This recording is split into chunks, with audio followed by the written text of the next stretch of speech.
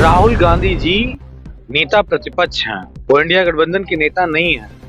ये लोग कैसे सवाल उठा सकते हैं? इंडिया गठबंधन के नेता खड़गे जी हैं। तो अगर कांग्रेस की रणनीति के कारण इंडिया गठबंधन कमजोर हो रहा है तो उस पर विचार करना जायज है। बेपटरी हो चुकी है बसपा।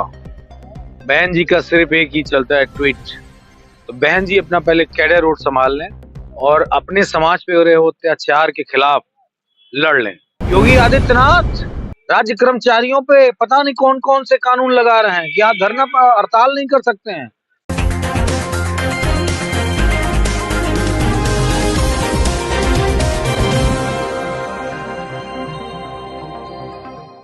नमस्कार, मैं कीर्ति और आप देख रहे हैं जीके न्यूज।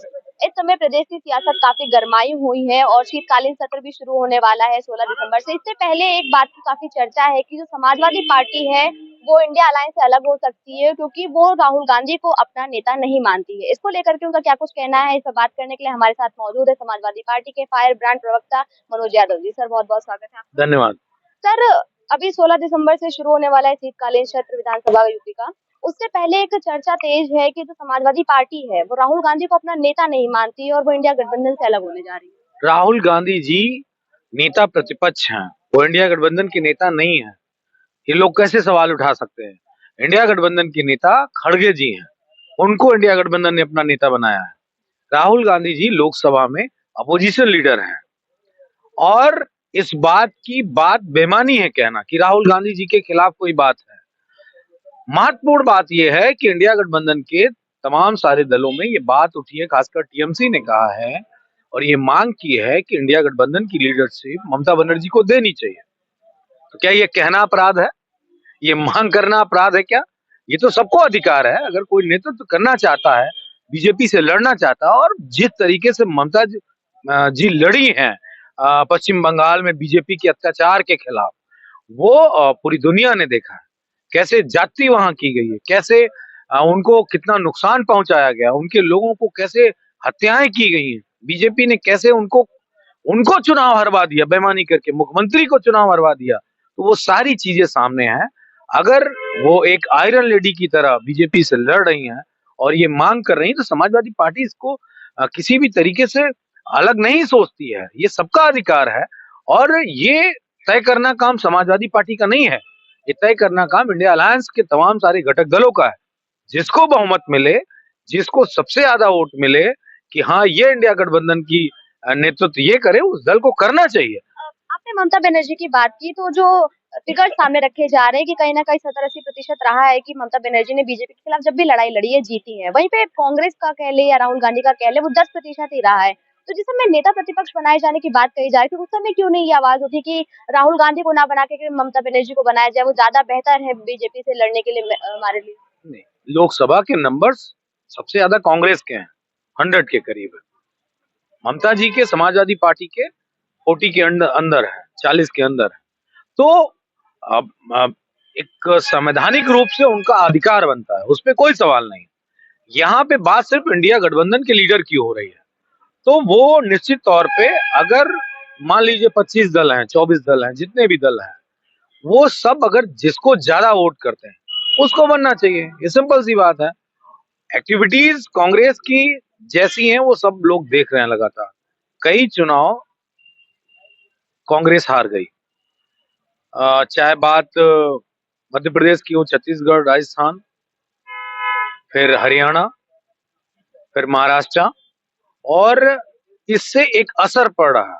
जो इंडिया गठबंधन पूरी मजबूती के साथ खड़ा था एनडीए के खिलाफ और इसका एक बेहतर मैसेज और आत्मविश्वास बढ़ रहा था देश की बड़ी आबादी पर, वो कम हो रहा है। तो कांग्रेस की इकलौती रणनीति के कारण उसमें इंडिया गठबंधन का कोई मतलब नहीं था। हरियाणा हार गए, महाराष्ट्र में सबसे ज्यादा सीटों पे लड़े, सबसे कम सीटें जीते, वो एक गलत मैसेज गया।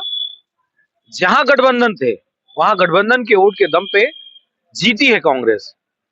तो अगर कांग्रेस की रणनीति के कारण इंडिया गठबंधन कमजोर हो रहा है तो उस पर विचार करना जायज है। मतलब समाजवादी पार्टी ममता बनर्जी का साथ देती है अगर वो दावा पेश करती है कि हमें लीडरशिप मिलनी चाहिए इंडिया गठबंधन की। जिस आवाज की बात की जा रही है उस आवाज पे हमारा नेतृत्व आदरणीय अखिलेश यादव जी जरूर विषय पे चर्चा करेंगे सबसे, और जो उचित कदम होगा वो उठाएंगे। सर, एक अंतिम सवाल रहेगा बसपा को लेकर के, जिस तरह से अभी लगातार अडानी का मुद्दा उठाया जा रहा है, संभल का मुद्दा उठाया जा रहा था शीतकालीन सत्र में, अभी भी जारी है वो सारी चीजें।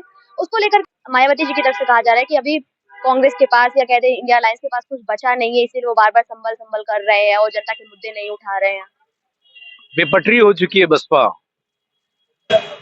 एक इकलौता वो अमन गौतम जिसकी हत्या पुलिस कर देती है उत्तर प्रदेश लखनऊ में, पुलिस कस्टडी में उनकी हत्या होती है। बहन जी का सिर्फ एक ही चलता है ट्वीट, ना उनके परिवार से मिली ना उनकी मदद की। तो बहन जी अपना पहले कैडर रोड संभाल लें और अपने समाज पे हो रहे अत्याचार के खिलाफ लड़ लें, फिर अकलियत के लोगों की बात करेंगी। अकलियत के लोगों पे बहुत अत्याचार हो गया। समाजवादी पार्टी उसकी लड़ाई पहले दिन से लड़ रही, 2017 से लड़ रही है। हमारे नेता जेल में हैं, हमारे नेताओं को नस्तो नाबूद किया जा रहा है। समाजवादी पार्टी उसकी आवाज सदन से लेके और सड़क तक लगातार लड़ने का प्रयास कर रही है। बहन जी तो घर में है। अभी 16 दिसंबर से यूपी विधानसभा का शीतकालीन सत्र शुरू होने जा रहा है। किन मुद्दों को लेकर के समाजवादी पार्टी उतरेगी? क्योंकि जिस तरह से लोकसभा के चुनाव के दौरान आप लोगों ने जीत हासिल की है, जनता की कहीं ना कहीं उम्मीदें हैं। उत्तर प्रदेश में मुद्दों की कोई कमी नहीं है। चारों तरफ अत्याचार, अनाचार, दुराचार, व्यभिचार, बलात्कार, हत्या, लूट, अपराध, बेरोजगारों की समस्याएं, नौजवानों की समस्याएं भरा पड़ा है, पटा पड़ा है। योगी आदित्यनाथ राज्य कर्मचारियों पे पता नहीं कौन कौन से कानून लगा रहे हैं कि आप धरना हड़ताल नहीं कर सकते हैं। तो बहुत सारे मुद्दे हैं। अब सवाल आप पूछिए जाके सरकार से कि वो बचेगी कैसे। Samajwadi party on fire mode. हम सदन में उत्तर प्रदेश की जनता के हर सवाल को रखेंगे और इस सरकार को हिला देंगे। योगी आदित्यनाथ तैयारी कर लें 16 तारीख से, और जितने दिन भी सदन चलेगा विपक्ष के तीखे सवालों का जवाब कैसे देंगे, सबसे महत्वपूर्ण यह है। तो जैसा कि आपने देखा, अभी हमारे साथ मौजूद मौजूद थे मनोज यादव जी, जिन्होंने कहा कि विपक्ष जो है वो अपनी भूमिका पूरी तरीके से निभाएगा और फायर मोड में रहते हुए विधानसभा के अंदर जनता के मुद्दे उठाए जाएंगे। साथ ही उनका ये भी कहना है कि अगर ममता बनर्जी जी दावा पेश करती है तो कहीं ना कहीं समाजवादी पार्टी उनका साथ देगी, क्योंकि बीजेपी के खिलाफ उनका जो स्ट्राइक रेट रहा है, जो उनकी रणनीति रही है, वो काफी बेहतरीन रही है और उन्होंने हर बार बीजेपी को मात दी। कैमरा पर्सन के साथ में कीर्ति, जीके न्यूज।